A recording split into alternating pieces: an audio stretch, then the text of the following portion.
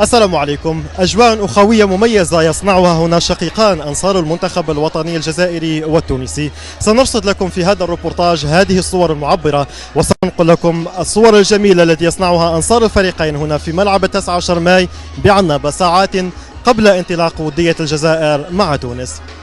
أجواء احتفالية، شعب واحد، أخوة كما تقولوا أنتم، أخوة احنا خويا، احنا والجزيرية، وما شاء الله لقينا اجواء طيبه جدا، واحنا متعودين راهو على الجزائر نمشوا ونجوا على بعضنا. استقبلونا استقبال رائع، وحسبونا منهم، ما حسبوناش توانسه، خاوة يحسبونا. شوفوا استقبال كان رائع جدا من طرف اخوان الجزائريين، فرحوا بنا في الملعب تاعهم. فيكم عندنا في عنابة 1 2 3 فيفا الجيري، 1 2 3 فيفا الجيري. نقول لهم مرحبا بكم في عنابة، وهذه هي 1 2 3 فيفا الجيري. خوتنا جيران، خاوة خوتنا مرحبا بهم اخويا، احنا جيران وخاوة.